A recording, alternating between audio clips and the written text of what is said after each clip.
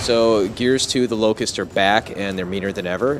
In Gears 1, we bombed them with the Lightmass bomb, and it seemed to hold them off briefly, but they are back, and they're meaner than ever, and they've brought with them a force that can sink entire cities. And so Jacinto, humanity's last safe location, is now threatened. All of the adjacent cities, one by one, are falling. And if the trend continues, Jacinto itself will sink. So humanity needs to strike back against the Locust, punch down into the underground, and take them out in the heart of where they live and where they breed.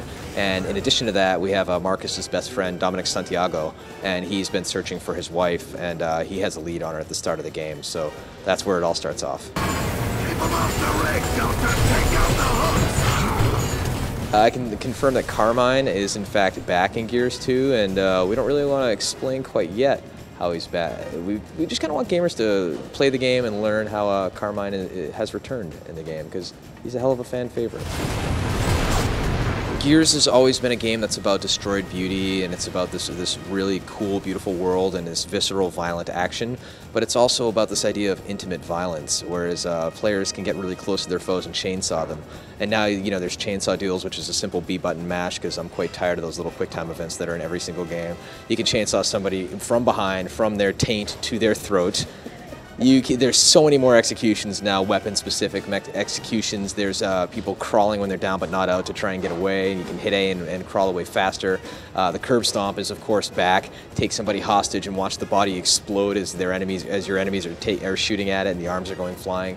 And one thing after another really kind of adds up to this big bucket full of blood and this gory, intimate violence experience.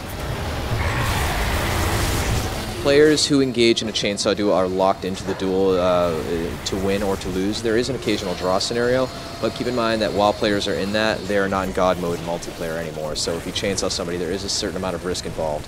So you want to try and make sure that you kind of catch them at the right moment before you get away with it.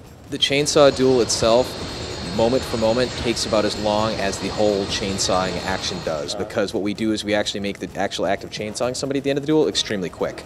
Whereas the regular chainsaw digs through and takes that time. The majority of that time in the duel is spent in the duel, and then the saw is quick, whereas the regular saw takes the same amount of time. I can assure everybody that Gears 2 has more than its share of gore, and it is in fact a bloodier game. When Marcus is injured and he's moving along the wall, you'll actually see the blood dripping down the wall behind him, and characters will leave blood trails. Like when you have a meat shield and you're dragging it around, it will steadily leak blood and leave a trail wherever you take it, etc. So it's a deeper, darker game, and there are buckets and buckets of blood. Well, the whole bigger, better, more badass theme continues to the multiplayer as far as we actually have 5-on-5 now. We are shipping with more multiplayer maps out of the box that are new than what we shipped with in Gears 1. And we're going to have many more multiplayer modes as well as greatly expanded online functionality. Can't go into too much detail right now about what that's going to be, but rest assured it will be very competitive with other titles in this space. Basically, our partners at Microsoft have become experts at building up hype and releasing games that are not only games but cultural phenomenons and entertainment phenomenons, and we're more than welcome to work with them on that. And you know, periodically from here till ship, you will be getting great new Gears tidbits on a regular basis. Vehicle-wise, in Gears 2, players will be able to drive the Centaur, which is the tank. It's kind of a combination of a tank and a monster truck with giant bouncy wheels on it. They will ride on the Derrick, which is the huge truck, and there's also other vehicle sections that are in the game that we're not really revealing at this point, but I think players will be pleasantly surprised with the twists we put on the formula. The campaign in itself is definitely going to be longer than the first Gears, and there will be more vehicular sections and lots more unique varieties of Locust and lots of wonderful weapons with which to maim and kill.